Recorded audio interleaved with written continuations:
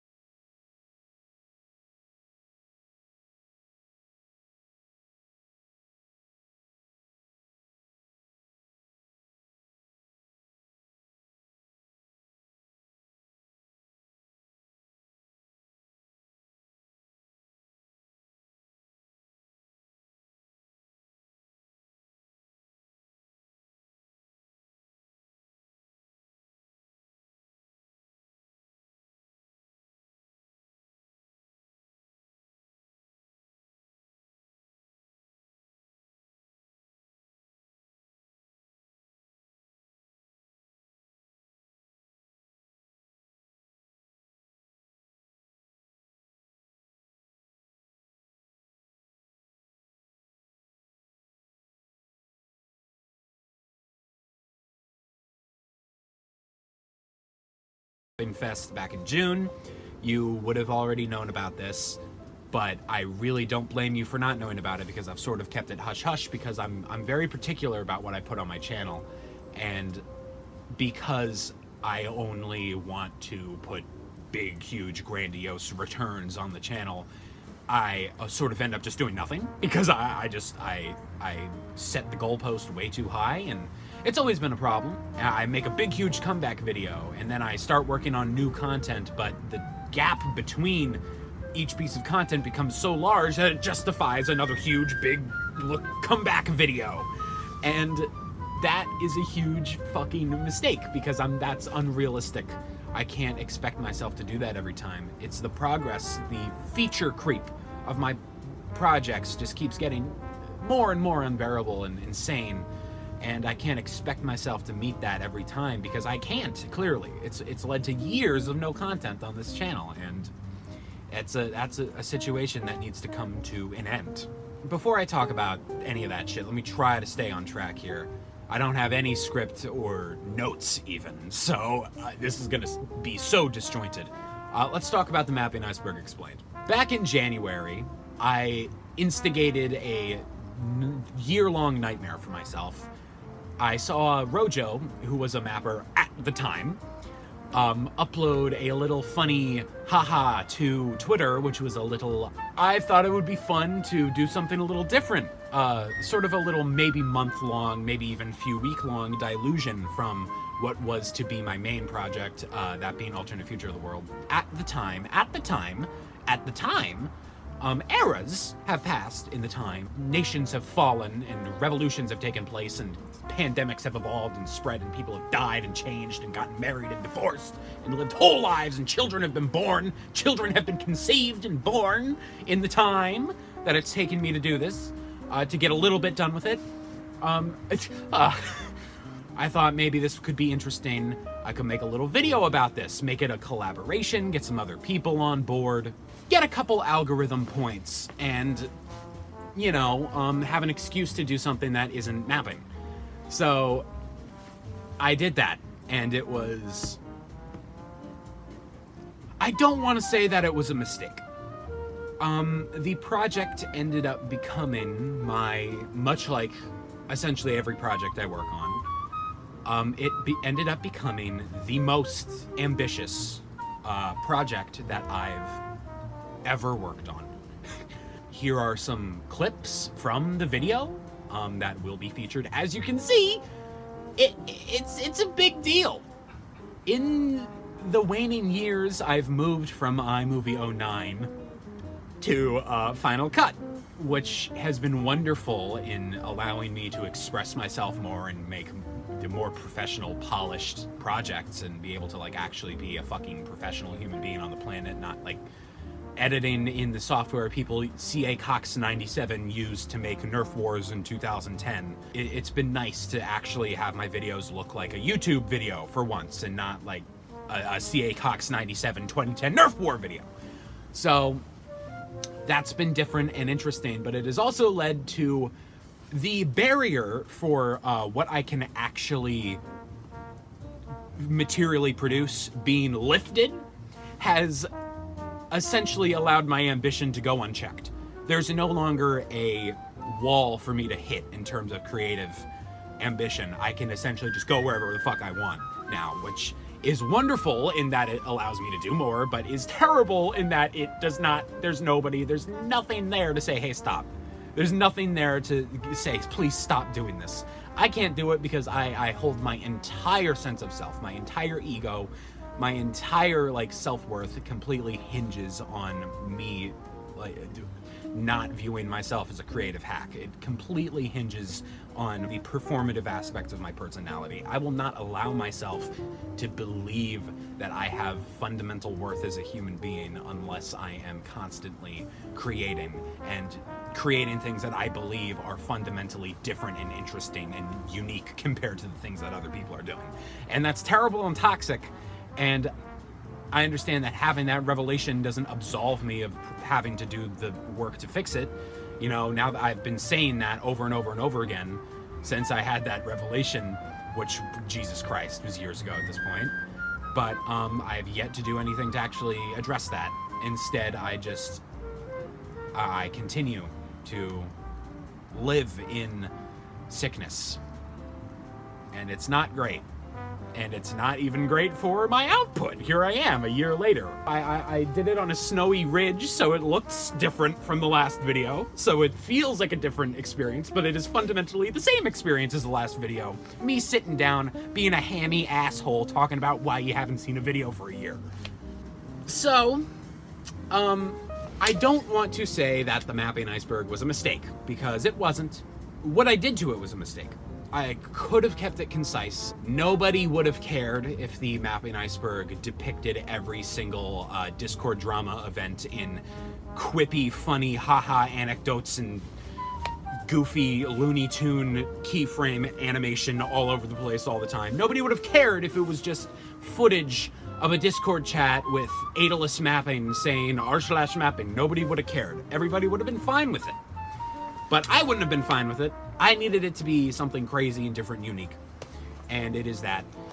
There is a choreographed fight scene at the end of it. Why? I don't know. There's a choreographed fight scene at the end of the Cooking Whispers script that you guys never saw. Why? I don't know. Because I'm fucking insane. And I'm fundamentally unhappy. And I fundamentally don't have a core sense of self-worth. And I'm trying desperately to fill that hole. So, it was not a mistake. When the video is finished, whenever that may be, it will be brilliant. I have absolutely no qualms in saying that it will be the best iceberg video ever made. I mean, I spent a year on it, so it better be. It is the biggest mapping collaboration in the community's history. It has dozens of different voice actors from every era of the community. It has all sorts of artwork contributed by all sorts of different people, and I met somebody who I consider to be an incredibly close friend because of it. My co-director on the project, Sabirkis, who you may know from various mapping Discord things, and he does a lot of great videos now. You guys should go check him out. Link is in the doobly-doo, as they would call it in 2009 times. Go watch his videos. Sabirkis, mwah, absolutely love him. And really, that's been the biggest takeaway from this project for me personally, is I got to meet the guy. And I got to, through shared trauma, develop a wonderful friendship with him. And he's somebody who I consider very close. And he's in my heart in the holidays. So, mwah, Sabby, smoochies, I miss you.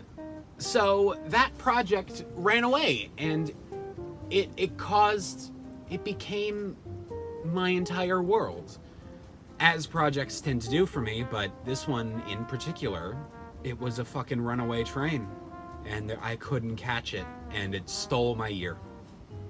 It stole my year. But I would be absolutely lying if I said that that was the only reason why there was no content out of me this year. I've had a lot of highs this year. The vaccine provided me the ability to have some absolutely wonderful formative experiences with people that are so close I consider family. Fuck off! No way! No way! Literally, fuck off. Shut the fuck up, world! No fucking way! Get the fuck out of here, dude! I've had a lot of highs this year. In a lot of ways, this year had even worse lows than the last. You know, the realization that COVID is not a passing tragedy. It is not an event that will endure and come out of. It is now life. It is the status quo. It is endemic, and it will be part of our lives, if not for the next decade, for the rest of our lives. And that is a difficult realization to come to, especially when you're at the point in your life that I am, my early 20s. I'm 21 years old now. And I lost 2 of those years. I lost 19, I lost 20, and I may lose 21 to a global pandemic. And those are some formative years with a lot of growth and a lot of experiences that I'm missing, and a lot of crucial steps that I just can't take as a human being right now, because the world has become a death sentence to asthmatics. And being one of those, it's scary. I was going to have January be a growth year, a growth moment for me. I wasn't going to let this shit hold me back anymore. I was going to go get that job. I was going to go like put a lot of effort into a lot of personal goals, and obviously start working on projects that are a little bit more important to me. But now Omicron, it is sort of putting us in a place almost reminiscent of March 2020. You know, it's scary again. It's, what's going to happen again? The infections. People you know are getting it. People you know are dying. My father just buried one of the closest family friends, a dude that was synonymous with the Fisher family, is dead now because of this global situation. And of course, that has been the case for millions of people across the world, but when it happens to you, it changes your frame of mind. People that we know have it. People in our family have it. If you go outside, if your profession is large social gatherings, if that's where you make your money, there's a large chance you are going to get it. And life starts having a timer. It starts feeling like, we all have a timer. We are not immortal. Our time is limited on this earth, but when it's made real, when it's made physical, something happens to you that brings it into reality. It's no longer theoretical. It's something you can observe. It's something you can feel. It becomes real, and you start to realize that you are not infinite. You are a little meat man on this planet. You are a little meat man in a big world, and there's not a lot of time to do all these things. There's not a lot of time left to be happy. You gotta be happy now, man. There's not a lot of time left. It's my hope that that realization is going to awaken something in me, and I will move towards a place of health and growth and progress. But I've had many revelations, many public revelations. I've tried to make a spectacle out of every morsel of self-growth I discover, so that I guess that eventizes it.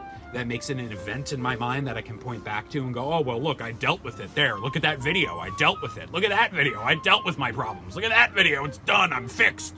That's not the case. That's not the case. So, what happened to alternate future of the world? Where is it? What happened to it? Okay, yeah, the iceberg. Okay, yeah, I was sad. Beyond that, what happened?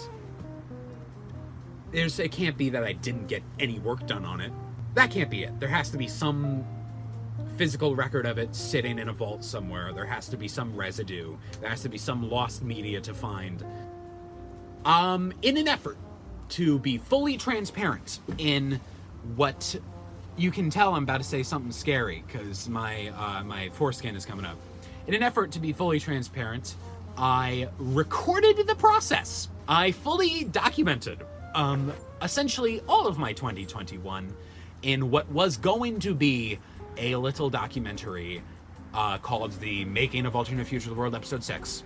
Because the creative process of making a cosmic mapping video has been so arcane and obscure and confusing to everyone for so long, a lot of the time people are asking, what the fuck? What is happening? Why is it taking you this long? What are you doing? What's the process? I decided, let's be fully transparent and document that. And in all fairness, it has definitely been a fully transparent, fully accurate depiction of what it is to make a cosmic mapping video. The footage, I currently have dozens of hours of footage of me doing what I'm doing right now, sitting in a chair, rambling, in complete mania, pseudo-psychologically deconstructing myself and having manic highs, theatrically exclaiming that I've reached the end of my mental sickness and I am now fixed and healthy and a Buddhist monk. And then immediately, 2 clips later, there's me in bed crying. So with that considered, what that video has become, I have no fucking clue. I don't know if you're ever gonna see it. I've been to a lot of dark places this year, and I've made that mistake too many times to make it again, where I exclaim that I've come to a realization and I have a hold on my life and I'm not gonna let anything hold me back anymore, and everything's gonna be okay, and I'm gonna make videos, and it's all gonna be good. All I know is I'm not gonna do that again. I'm not gonna make that mistake. I'm coming to you now fully humble and fully present in my awareness that I'm not fixed. I'm not at the end of a tunnel. I'm not at the zenith of a journey. I have not completed some cycle of self-growth in my absence. I am in the thick of it. Right now, I am just as in the weeds as I've always been. I'm not better. I'm not fixed, healthy, or really happy.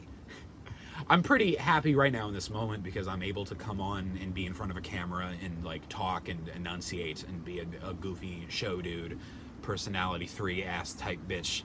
But that is the extent. The minute this camera goes off, I'm gonna probably go lay down for a bit. I'm probably gonna go lay down and just... That's why it's very difficult for me in the documentary to fully depict, and here to fully depict how I am and where I am. Because I enter show mode and it's not accurate. It's not accurate. I wish this was me in my day-to-day. It's not. I'm a very... this is me when I'm happy and I'm at my best, and this is the person that I aspire to be, present and performative. But I'm often just engrossed in my misery, just fully indulgent in my own pulpy, mucky swamp of sadness and disarray. That's not a good condition for creating things, for making content. It's not a good condition for self-growth, and I don't like that. That's why I often just shut myself down when I'm feeling that terrible. I exit. I withdraw from the world and the people around me when I'm in that state, because I don't want to, I don't like, the content I make in that state is not going to be good. It's not going to be quality. It's not going to be subversive. It's not going to be interesting. It is not going to be what I want to be creatively. And I'm not going to be the person I want to be to others. I'm not able to give in that state. I'm not able to give. I'm only able to receive.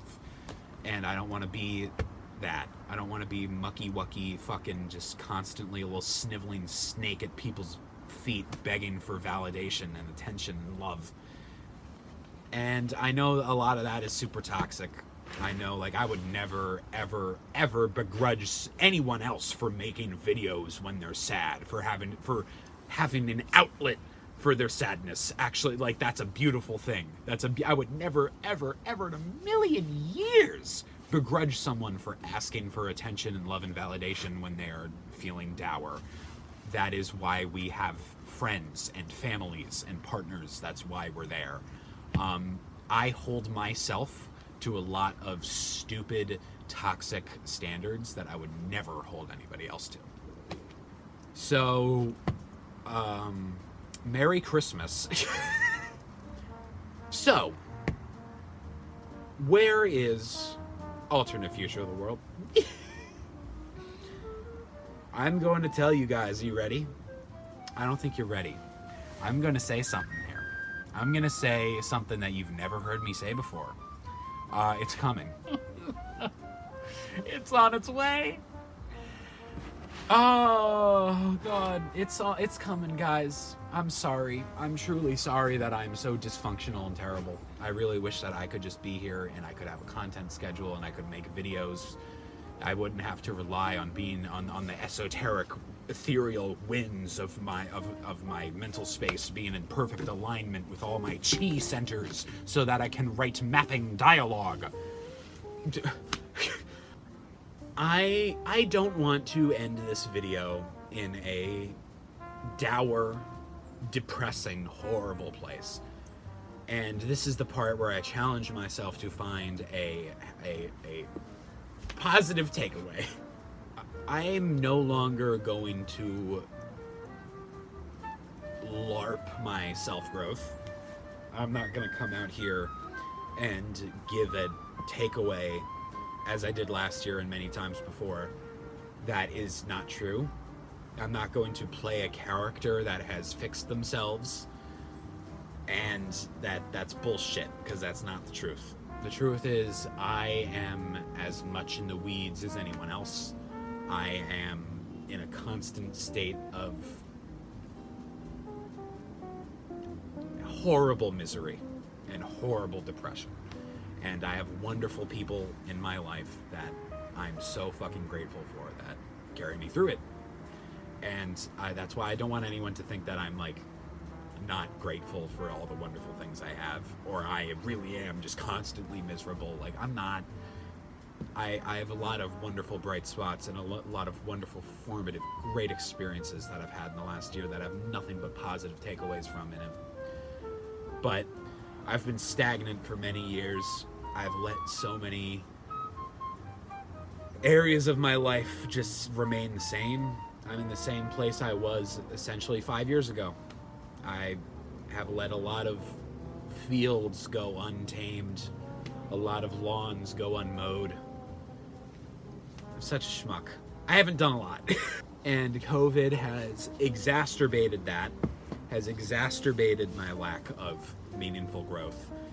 It has cut me off from several avenues that I need to go down. I need to find consistent employment. I need to feel like I'm going somewhere in life. I need to be able to create content that I care about. I need to not be stuck on a mapping Discord drama documentary for a year. I need to make things that matter and I think say something.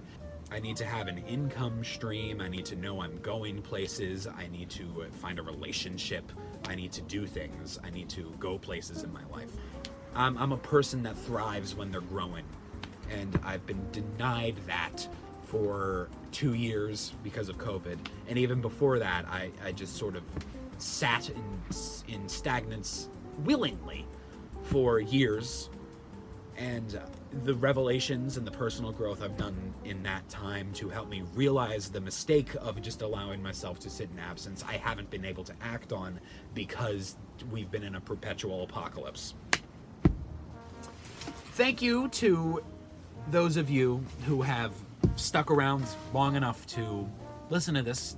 You know, I realize that I've hemorrhaged much of my audience in the time that I've just sort of been doing nothing. I apologize to everyone who was asked the unreasonable, which was to stick with me for this long, and then decided not to stick with me for this long because I asked you to stick with me for this long. I apologize to those people. I'm sorry I let you down. I let myself down. And thank you to the people who may still be here. I'm thankful for all of you, no matter how many or few of you there are. I'm great. I'm humbled to have any audience at all. Thank you. What I can say, what I can promise is that I'm going to do my absolute fucking darndest to make 2022 different. I'm gonna do everything I can, which is not a lot, but I've been to so many dark places this year. Again, a lot of bright places, but a lot of dark, low, horrible, horrible places. Some of the worst places mentally I've been in my life. I've felt what it feels like to really, truly hate yourself. And I hate that. It's a terrible feeling. It's a terrible feeling that I don't want to ever feel again. And I'm gonna do everything I can to step away from that sadness and that darkness. The steps that I can take that are actually available to me, no matter how small they are, I'm going to take. And I'm going to, at the very least, finish the iceberg because there are other people involved and I can't not do that. And I truly, truly hope it is my goal, among others, to see through the projects that I want to put out into the world. Another mistake I made last year was going back on the revelation I had in summer of 2020 when I made that Yggdrasil trailer, and I had a little Summer Mapping Fest presentation to go with it. In that presentation, I talked about the mistakes I made in shoving down projects I actually cared about in favor of finishing other ones just for the sake of finishing them so I could be done with them and tick a box and move on. That was a mistake that I learned and then went immediately back on when I decided to go full into alternate future of the world for no reason. I guess for an algorithm boost, but obviously that doesn't matter anymore. At this point, Cosmic Mapping is not an experiment in YouTube growth. It never was, and it never will be now. It is not that. It will never be that. So it might as well be an expression of myself. It should be what I want to create. It shouldn't be a monument to compromise. I am never going to work on a project again that doesn't have my 110% in it, because then I languish and nothing happens for years. I'm done with that. I truly hope that in a year I can come back and know that I at least made good on that promise. The projects that I create from henceforth will have all my heart and all my soul. They will be projects that excite me, that light a spark in my heart, in my mind. I'm not going to make a project because I think it's what I should do. Now, with that being said, I just used Alternate Future of the World as an example for a project that I don't really want to do. And I'm sure that's scary to a lot of you guys, and it's a little scary to me too. I want to do that still. There's still a yearning in my heart to make Alternate Future of the World, but I'd be lying if I didn't say there were projects ahead of it that I wanted to do more. I'd rather be working on Yggdrasil. I'd rather be working on Cooking Whispers even. And Alternate Future of the World is a compromise. And if Alternate Future of the World has to take a little bit of a back seat in favor of projects that genuinely mean something to me, so be it. I genuinely believe that delaying Alternate Future of the World in favor of projects that I care more about will honestly lead to seeing Alternate Future of the World faster. I genuinely believe that because we've seen what putting it in front of everything has done with another year of nothing. 2021 was not the year that I wanted it to be in many aspects, both creatively and personally. And I'm not going to say that 2022 is going to be what I wanted it to be. I can't see the future. I'm going to go into the new year fully humble and follow my heart. I didn't follow it this year. I should have. In some places I did, and others I didn't. Thank you for sticking with me. And I'm sorry that I wasn't who you needed me to be this year. And I'm sorry I wasn't who I needed me to be this year. But I am going to do my best to be what both you and I need me to be. I'm going to give myself space in sadness. I'm not going to shame myself for sadness anymore. I am not going to LARP as healed. I am going to try my best to be fully present in who I am. Which at times is a sad-ass motherfucker. Is somebody who is sad. Is somebody who is languishing. And I'm not going to come to you in that state and claim that I am not that. At this stage, I'm somebody who needs a lot of love and validation and leeway and room. And at the very least, I'm going to try to give that to myself because I didn't for a long time. And I'm going to, at the very least, try not to pretend